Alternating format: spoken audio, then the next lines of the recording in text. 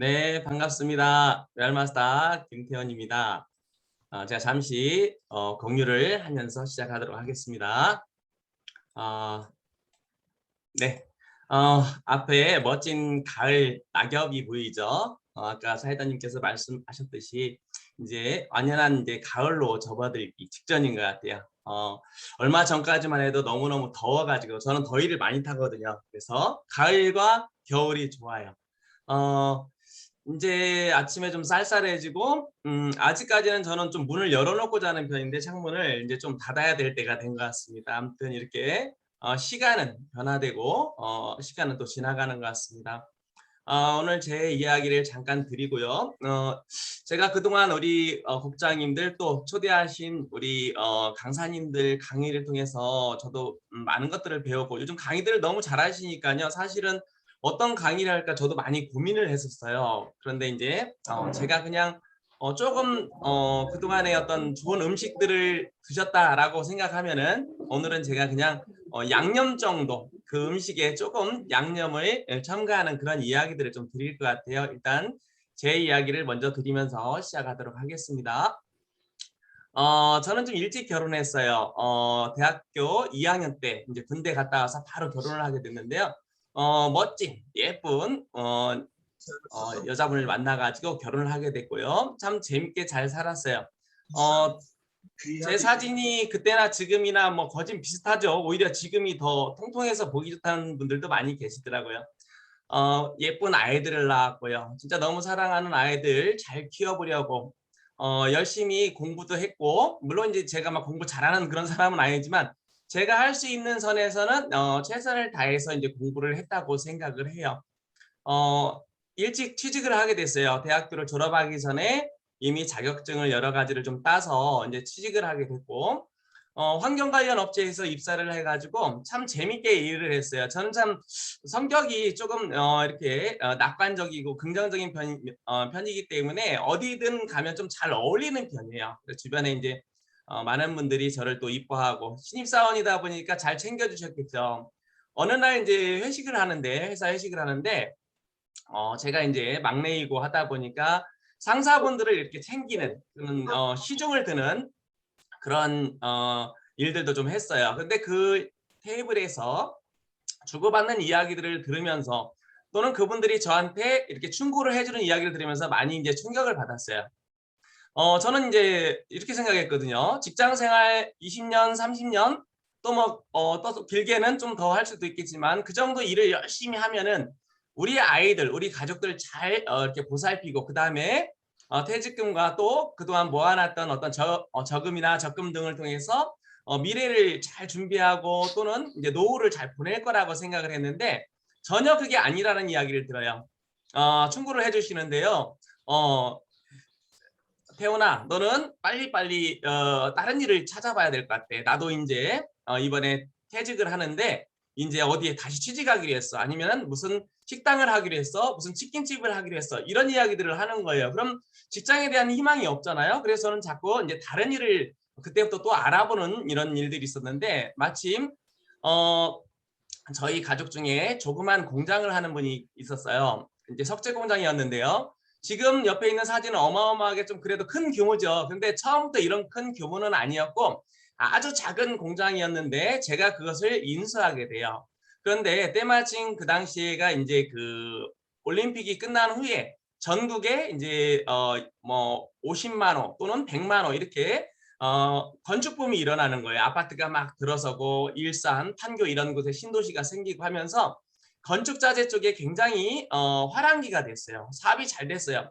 뭐 만들어 놓으면 팔리기 때문에 무슨 판매되는 건 걱정도 안 하고 열심히 일을 했지만은 어떻게 쉬는 시간도 없을 만큼 그렇게 많은 일을 했는데 그런 과정에서 또 제 전공이었던 이런 환경 분야 쪽으로 이렇게 소각로 공장들을 하면서 이제 어떻게 보면은 그 당시에 꽤 많은 이렇게 재산도 좀 모아지고 직원들도 이제 수십 명 있게 되고 하면서 나름대로 성공했다는 이야기를 많이 들었고 주변 사람들로부터 많은 부러움을 받았어요. 예, 젊은 나이에 빨리 이렇게 성공했구나, 공장도 이렇게 크게 키웠구나 이런 이야기를 들으면서 나름대로 제가 이렇게 자부심도 크고 그다음에 자존심도 많이 세지는 그런 일들이 있었는데 시간이 가다 보니까 어느 날 사건이 터져요. 어떤 일이 터졌냐면은 부도 뭐 이런 것들이죠. 이게 말하자면 국가 부도의 날 IMF가 왔죠. IMF의 그날이 오면서 제가 하는 일도 점점 안 좋아졌어요. 왜냐하면은 시중에 돈이 안 돌다 보니까 건축 경기가 이제 잠잠해지기 시작했겠죠. 그리고 중국에서 들어오는 그런 건축 자재들이 워낙 우리나라 거의 절반 가격도 안 되다 보니까 사실 뭐 판매가 거진 안 됐어요. 그러다 보니까 저도 버티다 1년, 2년, 3년 버티다 결국 이제 폐업을 하게 됐고 그 이후에 많은 사업들을 해봤지만 석재 공장을 할 때는 잘 되니까 아 나는 참 대단한 사람이다. 또 주변에서 김태원이는 참 대단한 사람이다라고 이렇게 많이 이렇게 받들어주고 이렇게 칭찬도 하다 보니까 제가 잘난 사람인 줄 알았었는데 이런 어려움, 환경이 이렇게 안 좋은 환경이 되다 보니까 결국에 제가 능력이 좋았던 게 아니라 좋은 시절에 좋은 일을 만난 것뿐이라는 운이라는 생각이 많이 들었어요. 그러면서 여러 가지 일을 해봤지만 결국에 제 능력으로는 성공할 수가 없었고 몸까지 좀 안 좋은 그런 알러지 병이 들다 보니까 어떤 어려운 일도 못하고 힘든 일을 못하게 됐어요. 그때 제가 선택했던 일, 돈도 많이 까먹고요. 가진 게 없고 그러다 보니까 제가 갔던 곳이 이런 재래시장에서 이렇게 무슨 가게를 하나 가지고 있는 뭐 그런 버젓한 그런 가게가 아니라 그런 가게들 앞에서 세를 얻어가지고 이렇게 노점상을 하는 그런 장돌뱅이까지 되는 그런 시간을 겪었었어요. 참 잘 살아보려고 저도 많이 노력을 했었는데 결국에 인생의 어떻게 보면 마지막 제가 할 수 있는 일 중에는 가장 마지막 일인 재래시장에 가서 일을 하는 과정에 어느 날 친구 간판집에 놀러 가게 됐고 거기에서 제 스폰서님을 만나게 돼요.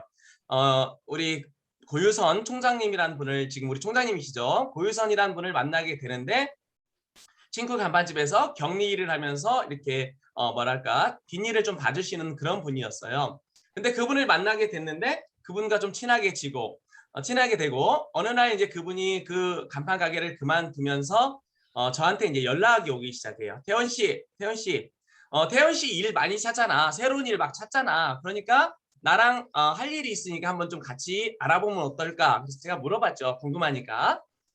저도 그 당시에 막 많은 일들을 찾으러 다니고 뭐 교차로든 그다음에 인터넷이든 많은 것들을 뒤져가면서 일을 찾는 과정이었기 때문에 굉장히 반갑게 그 이야기를 들었어요. 근데 듣다 보니까 아닌 거예요. 어떤 일이냐 했더니 원자력 연구원에서 개발된 화장품을 판다라는 거예요. 또 원자력 연구원에서 개발된 그런 건강식품을 판다라는 거예요. 근데 제가 대학교 다닐 때 공부는 잘 못했지만 제가 전공으로 했던 일이 원자력 관련 일이었어요. 말하자면 물리학과죠. 그러니까 제가 뭐 공부를 잘했으면 원자력 연구소에 취직을 했든가 아니면 뭐 우주항공연구소 취직을 했겠지만은 저는 그 정도 실력은 안 됐지만 그래도 원자력이라는 게 에너지와 관련되고 핵과 관련된 일이라는 건 제가 알죠. 그래서 제가 그분한테 그랬죠. 아니 어떻게 원자력에서 그런 걸 만들어요? 말도 안 돼요. 아줌마 속고 있어요. 그런 거 하지 마세요. 저도 안 할 거예요. 그렇게 하는데 이분이 6개월, 7개월 계속 전화를 해요. 미안해가지고 제가 한번 들어봐 주러 간 곳이 바로 이제 갈마동에 있었던 우리 정수진 본부장님의 사무실이었어요. 그 당시에 이제 일주일에 한 번씩 오셔가지고 거기서 강의를 해주시던 이분을 만나게 돼요. 우리 이용윤 총장님이죠. 제가 거기 그날 간 날 이제 이분께서 저한테 처음 해주셨던 이야기가 어떤 큰 설명이 아니라 뉴스를 보여줘요. 기존 화장품보다 500배나 더 좋은 유효 성분을 넣어서 100배나 더 좋은 화장품이 원자력 연구소에 의해서 개발됐다. 또 원자력 병원에서 임상 실험을 한 결과 유방암, 자궁암 환자한테 먹였더니 그 회복 속도가 60%나 빨랐고 80%의 재구매가 있었다라는 뉴스예요. 근데 그 뉴스 내용이 그냥 누가 만든 허접한 게 아니라 MBC, KBS, SBS, YTN 이런 공중파 방송이었고 신뢰가 가는 뉴스였기 때문에 제가 또 관심을 가졌어요.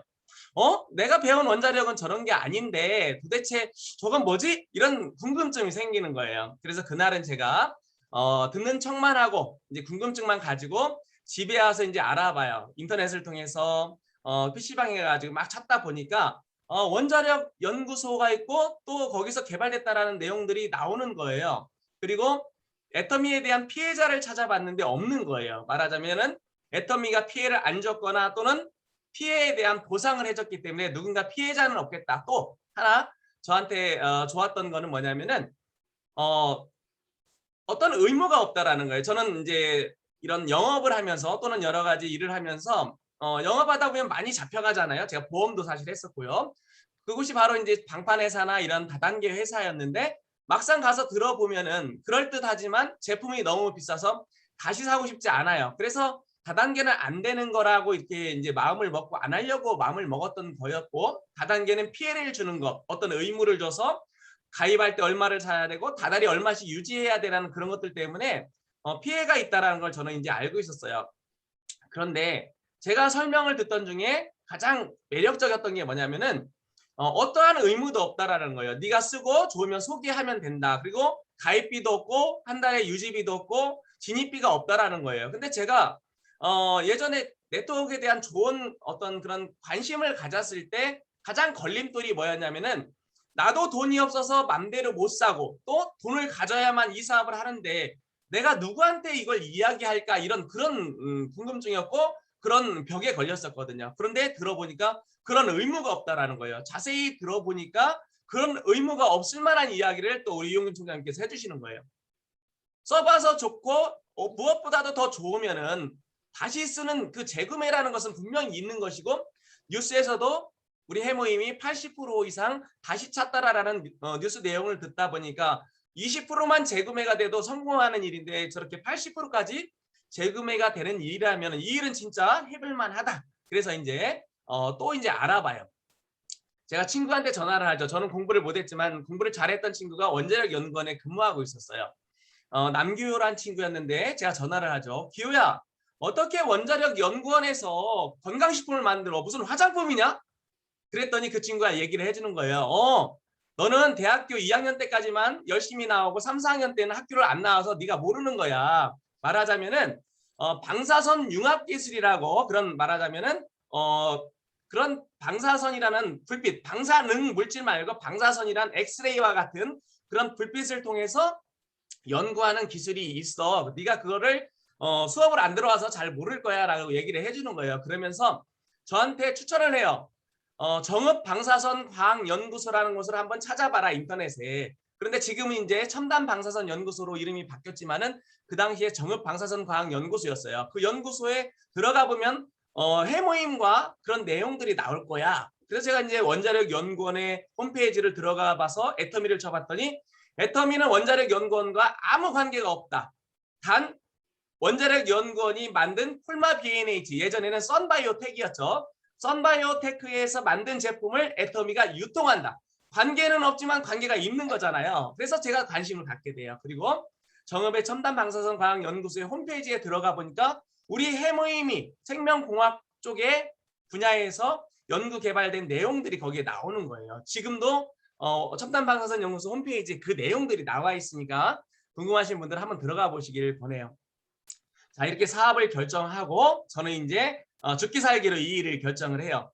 몇 달 동안은 이제 저도 이제 제가 주변 정리도 해야 되고 또 이제 어떤 집안의 어떤 먹거리를 좀 해결을 조금 어느 정도 해줘야 된다는 생각 때문에 몇 달 동안은 이제 부업을 했지만은 5개월, 6개월 차 돼서는 저는 이제 전업을 결정해요. 그리고 전국을 헤매요. 왜? 제 인맥이 없다 보니까 주변 사람들의 소개를 통해서 전국을 헤매는데 저 혼자 다녔으면 아마 힘들었겠죠. 못 해냈겠죠.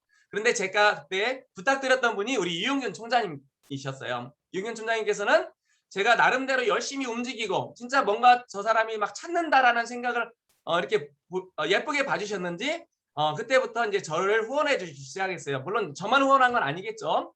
같이 이제 서울, 그다음에 저쪽 대구, 또 그다음에 부산, 또 울산까지도 가고요. 그다음에 저쪽에 목포까지, 또 그다음에 뭐 진주, 이런 많은 곳을 다니면서 이제 제가 소개받은 분들을 같이 함께 만나게 돼요.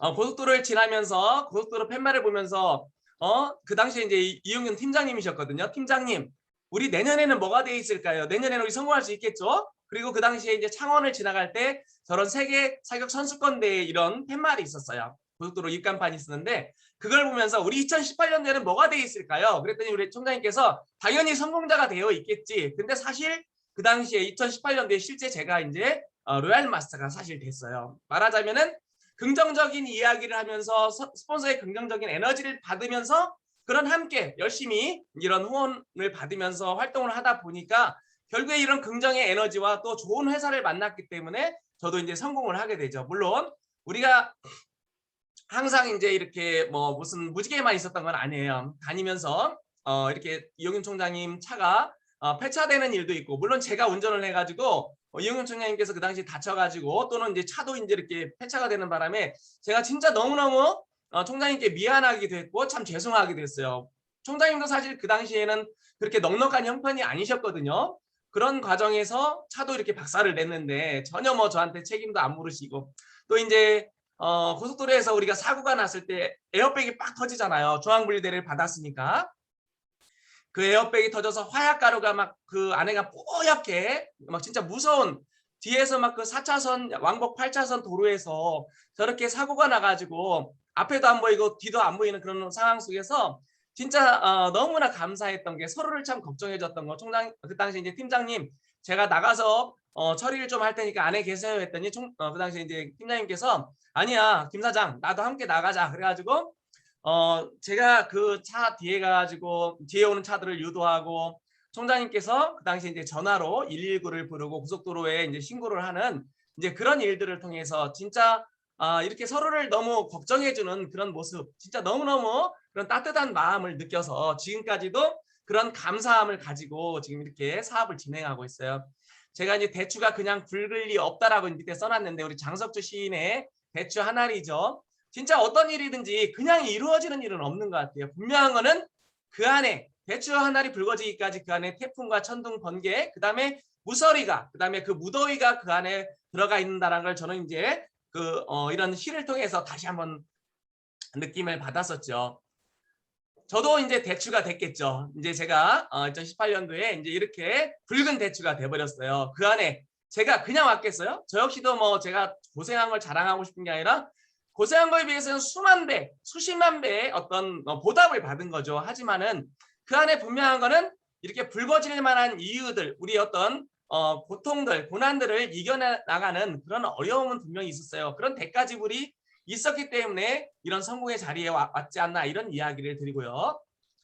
이렇게 성공함으로써 좋았던 것들이 이제 우리 파트너님들의 자랑거리, 뭐 저를 자랑하지 않는 분들도 물론 계시겠죠. 하지만은 제 스폰서가 우리 이용윤 총장님이 국장님이 됐을 때 너무 좋았고요. 우리 이용윤 총장님이 본부장님이 됐을 때 제가 너무너무 기뻤고요. 우리 이용윤 총장님이 국장 때 리더스 클럽, 그 당시에 억소리 클럽이 돼가지고 무대에 올라섰을 때 제가 그 밑에서 막 눈물을 흘렸어요. 너무 감사했어요. 너무 좋았어요. 그리고 마치 내가 진짜 저렇게 리더스 클럽에 올라간 것 같은 막 그런 느낌으로 울었고, 그렇게 되기를 간절히 바랬어요. 나도 조만간 저렇게 될 거야. 저 자리는 내 거야. 그렇게 축하와 함께 내 기원을 담아서 밑에서 눈물을 흘렸던 그런 기억이 나요. 제가 이제 이렇게 로얄 리더스 클럽이 되고 그다음에 로얄 마스터가 돼서 좋았던 거, 이렇게 파트너님들의 자랑거리, 말하자면은 누군가한테 저를 소개할 때 우리 스폰서님인데 이렇게 로얄 마스터예요. 저는 그 소리가 참 좋더라고요. 왜냐면은 제가 파트너들한테 무언가 역할을 할 수 있는 그런 모습이 됐다는 게 너무너무 감사하고요. 그 다음에 이제 우리 부모님들의 한을 풀어준 거, 제가 이제 우리 로얄 마스터가 돼가지고 이제 우리 어머니를 이렇게 업어드린 거예요. 어머니한테 가서, 어머니는 이제 파킨슨병 때문에 2002년부터 이렇게 누워 계셨었는데 제가 어머니한테 가서 이렇게 얘기했어요. 엄마 나 이번에 5천만 원 받았어. 그리고 영상을 보여드렸죠. 제가 이렇게 승급 스피치하고 하는 것들, 그 다음에 일부의 돈을 가져갔죠. 이렇게 돈덩어리를 보여드렸어요. 그랬더니 엄마가 뭐라 그러냐면 작은 목소리죠. 업어 그러는 거예요. 업어. 업으래요. 왜 업으라고 할까요? 자랑스러워서 그런 거죠. 뭐냐면은 장원급제 한 거예요. 말하자면 장원급제가 좋을까요? 애터미 로얄마스터가 좋을까요? 로얄마스터가 더 좋을 것 같아요. 저는요. 정치 얼마나 힘들어요. 관료들 얼마나 힘들어요. 그런데 애터미 그렇게 힘들지 않더라고요. 그리고 성공할수록 쉬워지는 일이잖아요. 너무 좋은 일이잖아요. 어머니가 업어 하는데 제가 너무너무 좋았어요. 진짜 저도 막 눈물이 나더라고요. 엄마한테 이렇게 항상 막내 아들로서 진짜 아픈 손가락이었거든요. 또 아버지한테도 우리 아들 언제나 성공할까, 진짜 빚만 없었으면 좋겠다, 빨리 성공했으면 좋겠다, 이런 소리를 듣다가 진짜 엄마 아버지한테 그렇게 내가 한을 풀어드린 아들로서 얼마나 당당한 이런 아들이었겠어요. 제 딸이에요. 되게 이쁘죠. 우리 딸 지금 29살이에요. 이제 시집도 가야 되겠고요. 근데 다행스럽게 제가 이제 성공하면서 우리 딸 용돈을 이렇게 주다 보니까 자기가 버는 것들은 온전히 지금 저축을 거진 다 해서 이제 시집 가는 거는 이제 문제가 없을 것 같더라고요. 그다음에 아들도 이제 이번에 다시 대학을 가요. 대학을 갔어요. 지금 이제 제가 이 아이들을 진짜 너무 힘들어서 대학을 못 보낼까 봐 어디를 보냈냐면 대전 여상을 보냈고 우리 아들은 동아공고를 보냈어요. 다행스럽게 이들이 잘 학교를 마쳤고 이제는 제가 형편이 좋아졌고 성공하는 이런 모습이 되다 보니까 아이들도 대학을 다 나올 수 있게 됐고 이제 우리 딸은 이제 유치원 선생님이 돼서 자기가 가장 좋아하는 아이들 진짜 제가 이제 애터미를 몇 번을 이렇게 막 이야기를 하고 하는데 우리 딸이 하는 말이 뭐냐면 아빠 나는 애들이 좋으니까 나중에 애터미에 유치원 생기면 내가 거기 유치원 선생님 할 거야. 말하자면은 진짜 아이들을 너무 사랑하는 그런 우리 딸이에요. 그러다 보니까 제가 더 권하지 못하고요. 아들도 지금 너무너무 이제 잘 자라고 있고 다시 이제 직장 생활 하지만은 직장에서 이제 3년 동안 유급 휴가를 져가지고 이제 대학을 다니면서 이번에 제가 이제 가지고 있던 조그만 시골에 아버지 모시려고 사놨던 집을 팔아서 우리 아들 전세금하고 이제 합쳐가지고 이제 조그만 이제 물론 절반은 본인이 갚아야 돼요. 그래서 이제 병택에 이제 아파트도 사주고 또 이제 두 자녀한테 이제 차들도 다 사줬어요. 그랬더니 이 아이들이 이제는 뭐라 그러겠어요? 아빠 사랑한다라는 이야기가 이제 침이 마르도록 하겠죠. 예전에도 아이들이 착해서 참 잘 자란 것 같아요.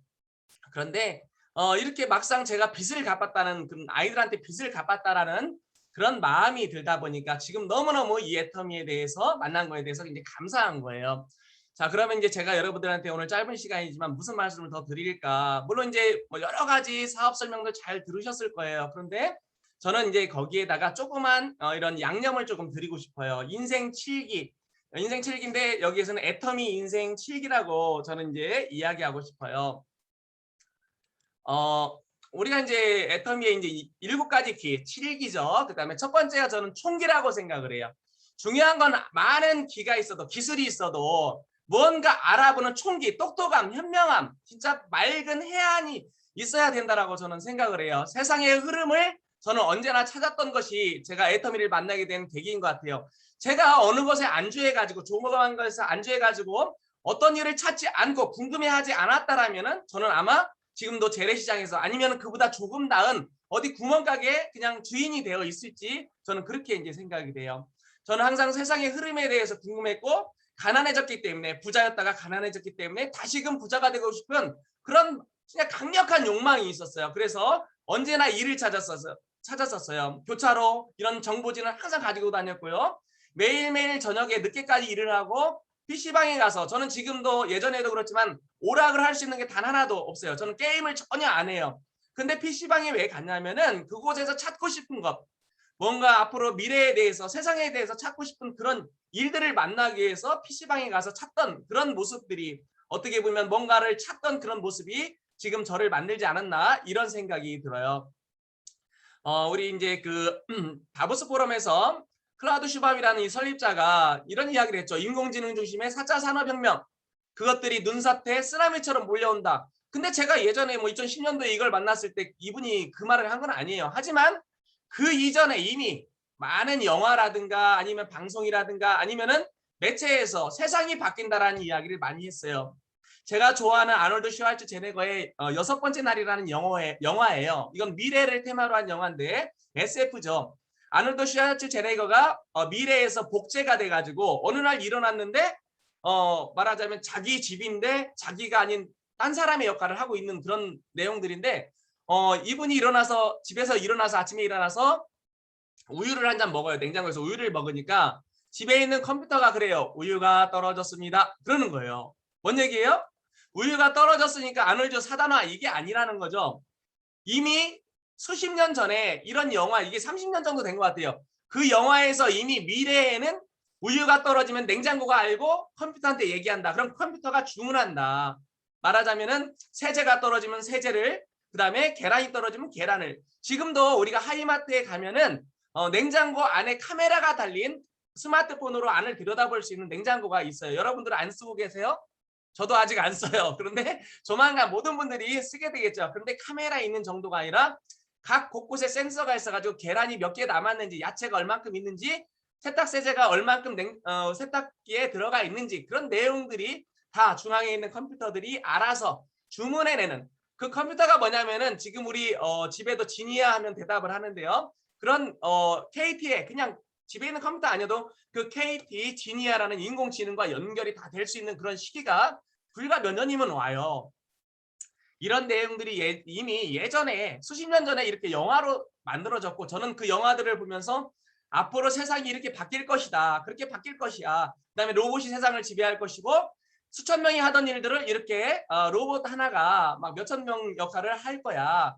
그다음에 나중에는 군대까지도 군인들까지도 경찰들까지도 이렇게 로봇들이 할 거야라는 것을 저는 그때 알았고 또 이렇게 로봇이 사람의 일을 대체하고 인공지능이 하다 보면은 앞으로 일자리가 없어질 거라는 걸 저는 알았어요. 여러분들도 알으셨죠? 그렇기 때문에 이 자리에 온 거잖아요. 그죠? 그다음에 장사들이 안 됐어요. 제가 할 때도 장사가 점점점 안 되기 시작해요. 88 올림픽 기점으로 IMF까지 엄청나게 잘 됐지만 그 이후에는 많은 사람들이 실업자가 돼서 차린 것이 바로 가게잖아요. 그러다 보니까 어떻게 보면 한 집에 이제 가게 총 수입이 한 달 동안 85만 원, 알바는 150만 원, 200만 원 가져가는데 주인은 85만 원밖에 못 벌어가는 이런 일들이 분명히 있었다라는 거죠.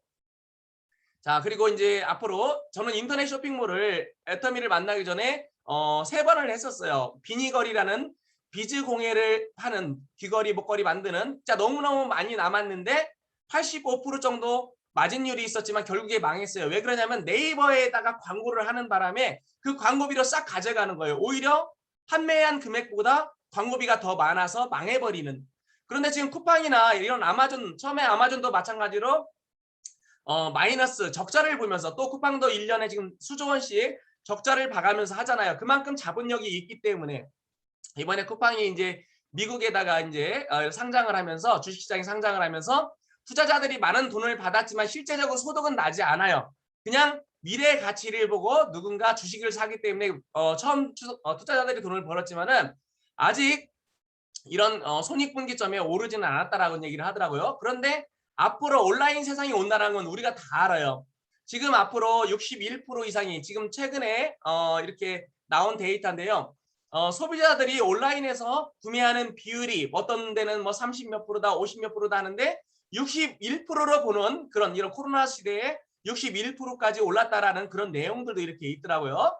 자, 그런 기업들 중에 우리는 어떤 기업을 만나야 될까? 근데 미래에 우리가 차릴 수는 없으니까 저번에도 이제 우리 김한국 장님께서 설명해 줬지만은 시스템을 만들든가 사든가 참여하는 이제 그런 방법들이 여러 가지 있지만 우리가 만들고 또 살려면 돈이 너무너무 많이 들고 우리가 어떤 자본력이 있어야 되지만 우리가 잘 만들어진 시스템에 참여해야 되는데 어떤 기업에 참여할까? 우리가 봤을 때 생존하는 기업, 위대한 기업이 되고 싶다면 먼저 선량한 기업이 착한 기업을 선택하면 되겠다 이런 기준이 있었죠. 저도 이제 애터미를 처음 만났을 때 속리산에서 또는 대덕 연구단지에 있었던 그런 콜마 B&H 2공장에서 처음 뵀던 우리 박한길 회장님을 처음 만났을 때 참 저분은 착하다. 이분이 했던 말씀 중에 내 가슴에는 흘리지 못하고 삼킨 눈물의 물통이 있다고 했어요. 나를 위해서가 아니라 남을 위해서 내 주변에 또 나를 따르는 사람들 소비자들 또 많은 사람들을 위해서 흘렸던 그들의 성공을 위하고 그들한테 잘하기 위한 그런 눈물이 삼켰기 때문에 그것이 흘리지 않고 삼켜졌기 때문에 가슴속에 물통이 있다라고 그 말을 들었을 때 야 저분이라면은 진짜 착한 사람이고 저분이라면 진짜 마음이 따뜻한 사람이다 해서 진짜 그분을 한번 따라가 보기로 했던 그런 기억이 나요. 애터미는 아까 말씀하신 대로 착한 기업 정선상량을 통해서 네트워크 마케팅의 역사를 새로 쓰겠다라는 캐치프레이즈를 걸었어요. 그렇게 되면 진짜 착한 기업, 선한 기업은 100년도 갈 수 있다는 걸 저 역시도 믿고 있기 때문에 이 애터미를 믿고요. 그런 내용들이 결국에는 많은 증거로 나오는 것이 이렇게 소비자 중심 경영을 한다는 것들 또 그다음에 소비자를 만족시켰기 때문에 반품이 거짓없다라는 내용들 그다음에 플랫폼 기업 미래에는 플랫폼 기업이 세상을 움직이고 세상의 중심이 된다는 걸 알지만 그런 강력한 플랫폼을 가진 그런 대기업들만이 독점적으로 수익을 가져갔지만은 그 수익의 분배를 일부를 우리 소비자들과 사업자들과 함께 나누겠다라는 그냥 수익을 창출하는 유통의 주체가 아니라 그냥 유통의 수익을 단순히 유통을 하는 주체가 아니라 수익을 창출할 수 있는 유통 변화의 주체가 되겠다라는 이 애터미의 어떤 그런 미래상을 보면서 더 많은 비전을 갖고요. 회원이 이렇게 매년 늘어서 현재 1,500만 명까지 이제 급속도로 늘고 있는데 결국에 회원이 는다라는 거, 앞으로 더 많은 회원들이 온다라는 건 이 회사의 성장성과 함께한다라고 보면 될 것 같아요. 현재 애터미는 전 세계 매출, 글로벌 매출이 2조 원을 돌파하였고요. 1억 불 수출탑을 받은 지 이제 2년이 됐는데 현재 3억 불 수출탑을 받았고 대통령 표창을 재작년에 받았죠. 그런데 현재는 약 누적으로 8억 8천만 불 한화로 약 1조 원에 가까운 이런 수출을 해낸 그런 엄청난 기업. 대한민국에서 3억 불 이상 수출을 하는 기업은 13개밖에 없다라는 이야기를 들으셨을 거예요. 그만큼 우리나라의 수출에, 우리나라의 어떤 살림에 큰 역할을 하고 있는 그런 기업에서 일하고 있다는 것. 또 하나 우리의 경영자가 이렇게 따뜻한 마음을 가지고 주변에 있는 많은 불쌍한 분들, 그분들을 도와가고 있는 이런 따뜻한 마음을 가지고 있다는 거. 그런 모습을 보면서 저는 이 애터미에 대한 어떻게 보면은 진짜 애터미 뽕, 국뽕, 이런 아시죠? 애터미 자랑스러움, 국뽕은 국가에 대한 자존감. 저는 애터미에 대한 이런 자존감이 진짜 저를 꽉 채우는 것 같아요. 자, 두 번째 총기에서 오기죠. 오기.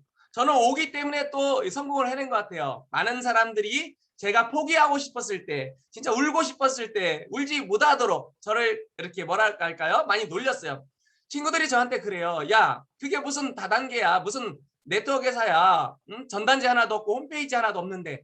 제가 사업을 시작했을 때 홈페이지가 없었어요. 그때 그냥 SBB라는 카페가 하나 있었고 제품 주문도 팩스로 그냥 써가지고 제가도 못해요. 우리 팀장님한테 가져가서 제품 주문을 하고 전단지 좀 보여줘 하는데 전단지가 없어가지고 우리가 PPT로 썼던 그런 내용들을 한 장 한 장 A4지에다 인쇄해가지고 거기다 금액을 적어서 줬던 기억이 나요. 친구들이 많이 놀렸어요. 너 그게 다단계가 되는 일이냐? 막 그렇게 많이 놀렸을 때 저는 오히려 오기가 발동했어요. 그래 두고 보자.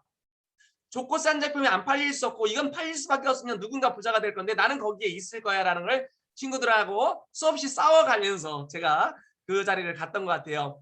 결국에 제가 이겼죠. 그 친구들한테 제가 증명을 해보였어요.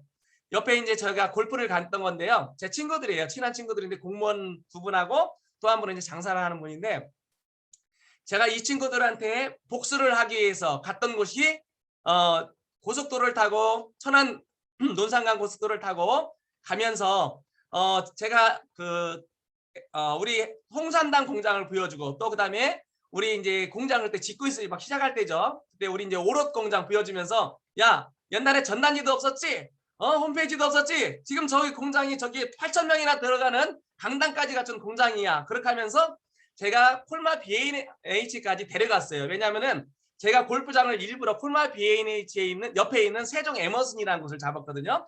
콜마 B&H에서 한 5분도 안 돼요. 그래서 콜마 B&H 앞에까지 가가지고 야, 너 여기가 어떤 기업인 줄 알아? 이거 연구소 기업이야. 국가가 만든 기업인데 여기서 우리가 다단계 강의를 지금 10년째 듣고 있어. 니들이 알기나 해? 그랬더니 그 친구들이 이제 막 웃으면서 알았어 하는 거예요. 근데 마지막 복수. 골프 치고 오면서 우리 애터미 파크에 들려가지고 커피까지 제가 한 잔 사주면서 그때 우리 회사가 어디 있는지도 알도 못한 다음에 가보지도 않았다며 했는데 봐봐 여기 있잖아. 근데 그 친구들이 두 분이 소방서 직원들이에요. 말하자면은 공주 소방서 위에가 경찰서가 있거든요. 그 위에 우리 애터미 파크가 있잖아요. 그래 니들 근무했던 그 위에 산 위에 있는 게 우리 회사야 하면서 제가 이제 소심한 복수를 했던 기억이 나요.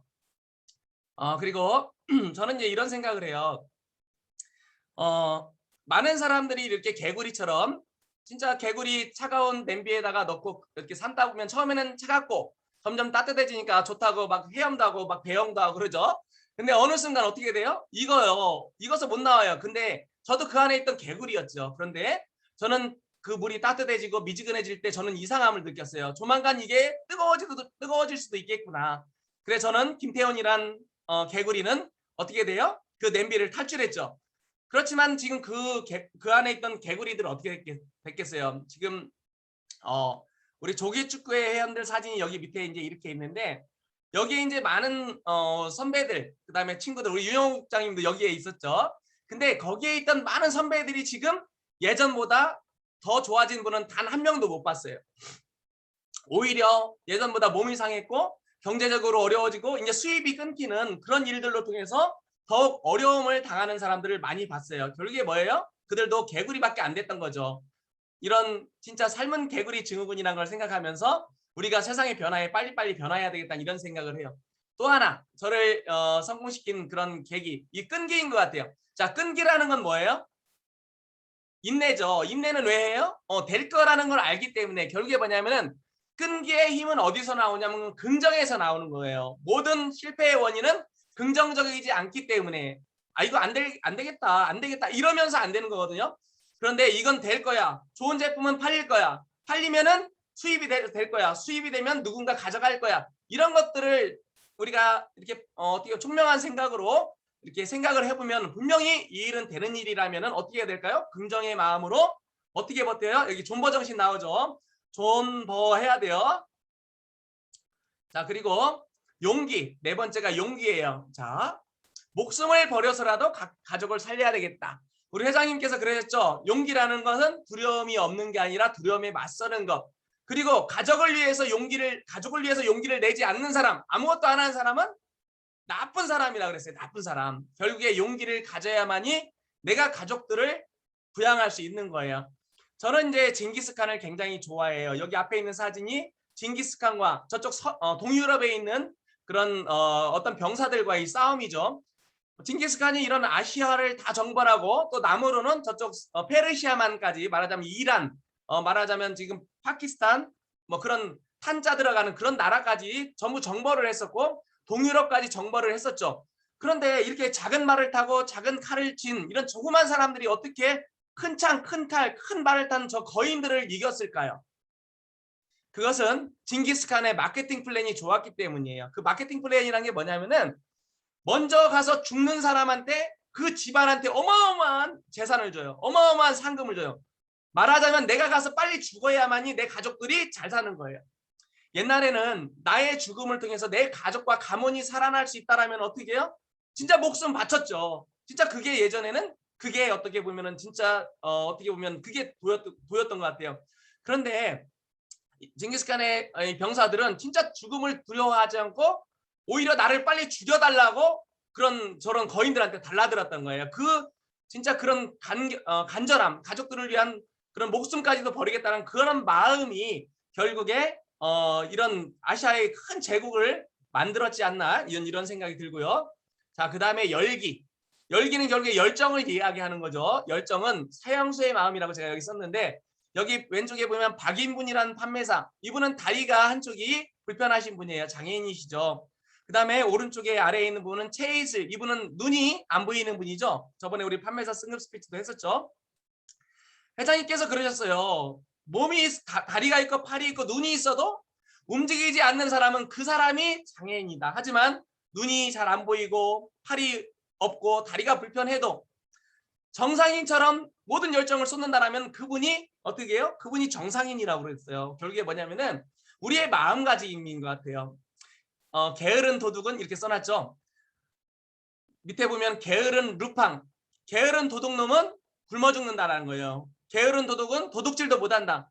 심지어 도둑질하는 도둑놈마저도 게으르면 아무것도 못해요. 열정이 없는 사람은 결국에 아무것도 해낼 수 없는 거예요. 나는 천천히 갈 거야. 네가 가고 싶으면 먼저 가. 이렇게 파트너들을 챙기지 않고 본인은 그냥 천천히 가겠다. 이런 마음을 갖는 것도 결국에는 내가 대가 지불하지 않겠다 하는 그런 게으름의 수치가 아닌가 이런 생각이 들고요. 그 다음에 향기. 저는 이 6번과 7번 향기와 화기를 굉장히 많이 이야기 드리고 싶어요. 나에게는 어떤 냄새가 날까? 여러분은 본인 자신한테 어떤 냄새가 나세요? 아름다운 향기가 나세요? 아니면은 구린내가 나세요? 아름다운 향기가 나야 사람들이 오겠죠. 그럼 나는 어떤 향기를 풍기는 그런 사업자가 될까요? 매력적인 향기를 풍겨야 되겠죠.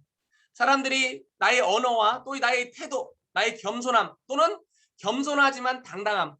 겸손한 사람이 당당하지 않은 게 아니에요. 당당하지만 당당한 사람이 겸손한 것이 더욱 겸손한 거죠. 그런 모습으로 제가 이제 예전에 이런 거 얘기하죠. 교인과 신자에 대한 이야기를 하죠. 교인은 일요일만 되면 교회를 가는데 하나님은 믿지 않아요. 신자는 진짜 하나님을 믿는 사람이에요. 애터미에도 그래요. 애터미에 열심히 일을 하면서 애터미가 될 거라고 긍정적인 마음을 가지고 진짜 비전을 가지고 일을 하고 이 자리에 있는 사람이 있는가 하면은 그냥 조그만 어떤 얻어지는 것 때문에 그냥 교회에 그냥 막 그냥 아무 생각 없이 믿음도 없이 가는 그런 사람처럼 애터미에 대한 신뢰도 없이 그냥 이 자리에 와 있는 사람이 혹시 내가 아닌가, 나는 그런 리더가 아닌가, 진짜 비즈니스를 하는 비즈니스맨의 냄새가 나는 그런 사람인가, 나는 프로인가, 이런 향기를 내야 되겠다는 생각이 들어요. 자, 그다음에 마지막으로 화기예요. 화기는 혼자 가면 제가 오타를 쳤네요. 혼자 가면 빨리 가고 함께 가면 멀리 간다라는 말이 있는데요. 저는 그 말이 맞지 않는다고 생각을 해요. 함께 가면 멀리 가는 건 맞아요. 그런데 혼자 가면 늦게 가요. 함께 가야 돼요. 빨리 가려면 결국에 함께 가야 돼요. 그래서 빨리 가든 멀리 가든 함께 해야 된다. 팀워크가 만들어져야 된다. 자, 그럼 우리는 팀으로 하는 일이에요. 결국에 나 혼자 할 수 있는 일이 아니죠. 판매사는 어떻게 가겠죠. 하지만은 팀장님, 국장님, 우리가 결국에 임페리얼까지 가야 되는데 결국에 팀워크가 만들어지지 않으면은 우리의 가는 길은 멀고 험하기만 해요. 결국에 나는 아까 말씀드린 대로 어떤 매력이 있는가, 나는 어떤 사람들, 이런 자석이 쇳가루를 잡아당기듯이 나는 많은 사람들을 어떤 모습으로, 어떤 나의 장점으로 잡아당길 것인가. 나는 리더인가라는 또 물음을 하죠. 리더가, 보스와 리더는 다른 거죠. 보스는 나는 하지 않고 뒤에서 시키기만 하는 사람, 이거에 저거에 지시형이에요. 그런데 리더는 뭘까요? 내가 먼저 하는 솔선수범형이죠. 나는 과연 보스인가 리더인가를 한번 생각해 보시기 바라고요. 결국에 나를 따르라, 적진을 향해서 나를 따르라 할 수 있는 사람은 내가 앞에 가야만이 나를 따르라 갈 수 있어요. 뒤에 가면서 나를 따르라 가면 어떻게 돼요? 다 뒤로 가겠죠. 결국에 내가 먼저 모범을 보이지 않는 리더는 결국에 리더가 아닌 것이다, 이런 말씀을 드리고요. 그리고 우리가 사업하면서 실수를 많이 하는데 그런 부분을 조금만 이야기 드리고 갈게요. 앞에 막 싸우죠. 막 싸워요. 나는 막 머리가 컸어. 나 왕년에 뭐 했어. 왕년에 어떤 사람이야. 근데 현재는 내가 알고 있는 거 말고는 나는 아무것도 모르는 사람이에요. 우리가 사람의 몸을 고치는 이런 외과 의사가 자동차가 고장났다고 해서 본인이 고칠 수 있을까요? 결국에 어디로 가야 돼요? 카센터로 가는 거예요. 아는 사람, 차를 아는 사람한테 가는 거잖아요. 결국에 나의 그런 과거에 어떻게 됐든 그런 오만함을 내려놓고 겸손함으로 여기 와서는 내가 아이다, 내가 유치원생이다라는 마음 가지고 하나하나 배워나가면서 우리가 많은 것들을 익혀나가야 될 것 같아요. 그리고 싸우는 거, 앞에 막 손가락질하죠. 나 잘났어, 너 잘났어. 이 싸우는데 여러분들 싸우는 집이 어떨까요? 사람들이 좋아할까요? 안 좋아할까요? 별로 안 좋아하겠죠. 결국에 싸우는 이유는 뭐냐면은 남 탓을 하는 거예요. 너 때문에, 네가 잘못했어, 너야. 스폰서가 잘못 만나서, 스폰서 잘못해서, 라인 잘못 타서, 또는 파트너들한테 아우 나는 성공할 건데 내 친구는 저렇게 성공하고 있는데 내 파트너들은 별로야. 옆 센터에 누구는 이렇게 잘하고 있는데 나는 잘 될 건데 파트너들이 못해서 그래. 자기가 못 났으니까 파트너가 안 오는 거잖아요. 결국에 내가 그런 잘난 파트너가 돼서 스폰서한테 함께 한다라면은 내가 먼저 좋은 파트너, 잘난 파트너가 되고 그 다음에 스폰서 탓하지 말고 스폰서가 좀 부족할 수 있어요. 우리 제가 이제 누구를 지칭하면 좀 그렇지만은 우리 할머니들 중에 우리 이매자 그 크라운님이 있잖아요. 이매자 크라운님 어떻게 보면은 잘났어요? 우리 젊은 사람보다 못났고 어떻게 보면은 젊지도 않고 많은 걸 안 갖췄잖아요. 하지만 어때요? 그분은 더 장점이, 다른 장점이 있어요. 그분이 세미나장에서 졸고만 있어도 그것이 비전이 된다는 얘기를 해요. 저렇게 졸고만 있어도 애터미는 사업하는 일이야. 그걸 통해서 많은 사람들한테 비전을 주잖아요. 그러니까 장점 없는 사람은 없어요. 뭔가 장점이 있지만은 아직 바라지 않을 뿐이에요. 언젠가는 더 많은 빛을 발할 수 있는 그런 날들이 올 거예요. 그래서 모든 것은 남 때문이 아니라 나 때문이다라는 주도적인 그런 마음 가지고 일을 해놔야 되겠다. 그리고 아까 말씀드렸었지만 부정적인 사람, 부정을 이야기하는 사람 가장 싫어요. 저도 뭐 돈 없어. 친구들 중에 이런 사람이 있어요. 나 돈 없어. 네가 밥 살 거지? 한번 만나자 가면 나는 돈 없으니까 네가 밥 살 거지. 이걸 입에 달고 사는 사람이 있어요. 그럼 그 사람 만날까요? 안 만날까요? 절대 안 만나죠. 물론 만나가지고 미안한데 오늘은 내가 돈이 없으니까 다음에 살 거야. 이렇게 할 수도 있죠. 근데 만나기 전부터 나는 돈 없는 사람이야. 나는 가난한 사람이야. 나는 힘든 사람이야. 나는 어려운 사람이야. 그러면 그 사람 주변에 아무도 안 가는 거예요. 미래 비전을 이야기해야지 나의 안 좋은 부분을 자꾸 이야기해서 하는 분들은 결국에 부정적인 사람이다. 부정적인 사람은 앞으로 가지 못한다. 뒤로 간다라는 거죠. 그리고 부정적인 사람들의 특징이 뭐냐면은 많은 사람들을 뒤에서 많이 욕해요. 파트너는 파트너가 이래서 욕을 하고 아까 말씀드렸죠. 그것들을 누구한테 하냐면은 내 파트너 앞에서 스폰서 욕을 막 해요. 그 다음에 형제 라인 앞에서 내 파트너 욕을 막 하고 내 스폰서 욕을 막 하는 거죠. 내 파트너들 욕을 막 하는 거죠. 결국에 그 발등은 누가 찍는 거예요? 내 발등은 내가 찍는 거죠. 그래서 결국에 부정적인 말을 하는 사람은 성공한 예를 보지 못했다. 그 다음에 스폰서로서 파트너를 겁박하는 사람들이 있어요. 스폰서가 돼가지고 내가 그동안 다 했으니까 스폰서에게 이렇게 겁박하는 사람들도 있죠. 스폰서에게 내가 한쪽 다 했으니까 나를 앞으로 잘 모셔야 돼요. 그다음에 나 아니면 당신 성공이나 했겠어요. 이런 얘기를 하죠. 그런데 저 같은 경우도 예를 들어 제가 스폰서님들한테 그런 이야기를 만약에 내가 왔으니까 이렇게 됐어요. 이렇게 얘기를 하면은 제 파트너는 뭐라고 하겠어요?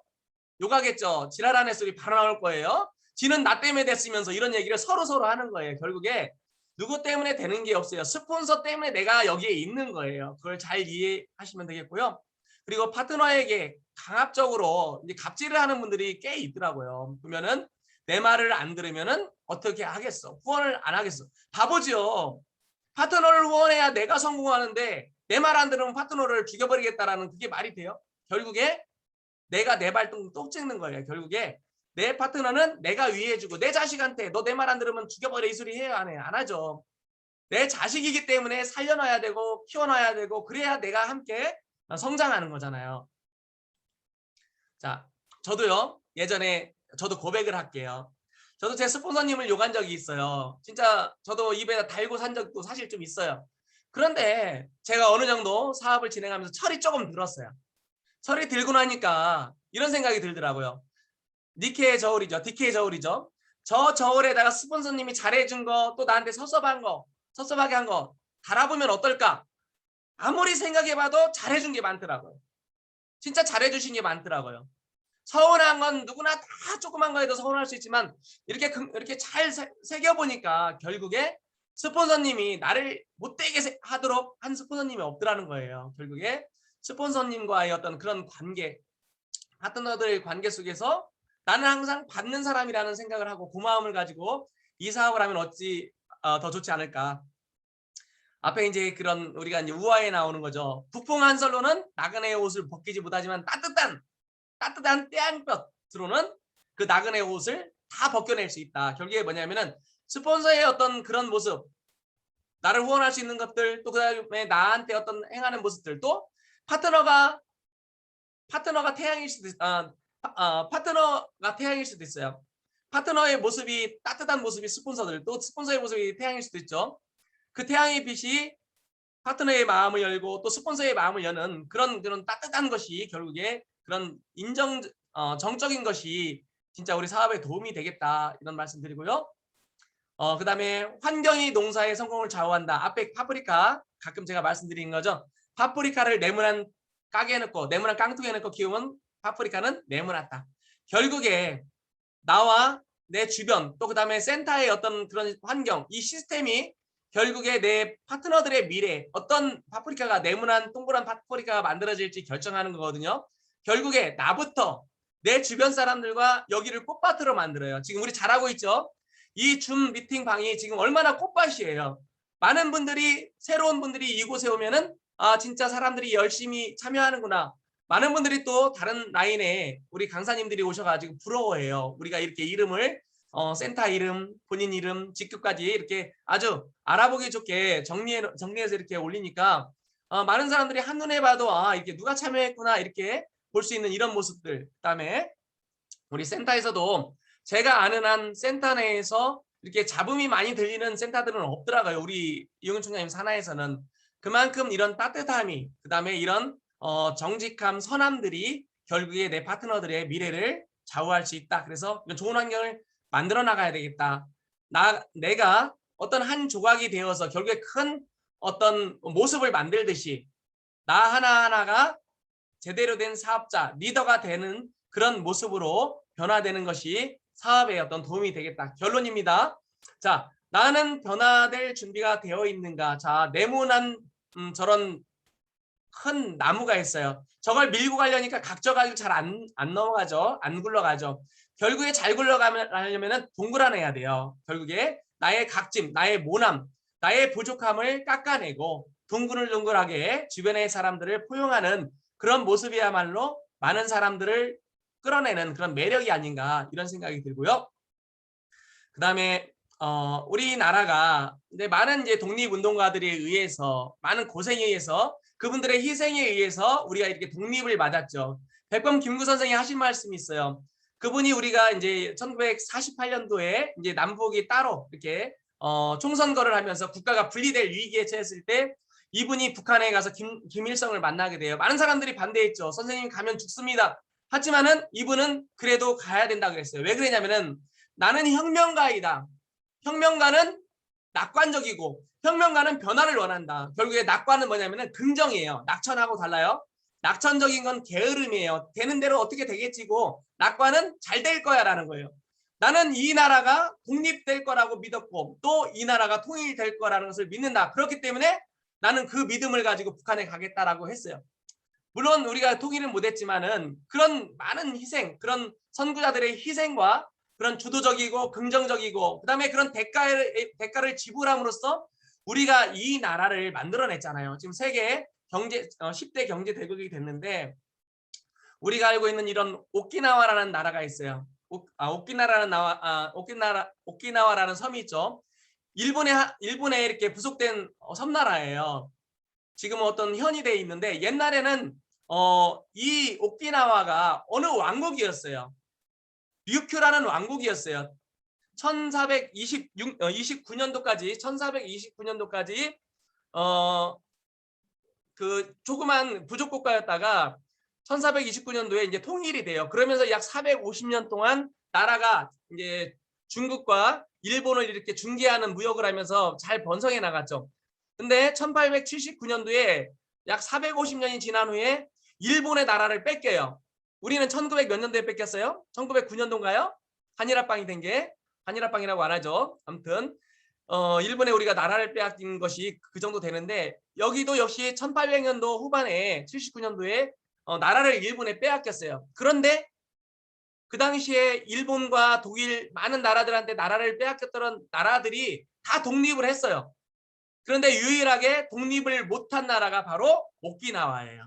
왜? 그들은 희생도 대가도 주도적이지도 않았고 나라를 되찾겠다는 긍정적인 마음도 없었기 때문에 결국에 나라를 빼앗기고 지금 일본의 한편에 있는 거예요.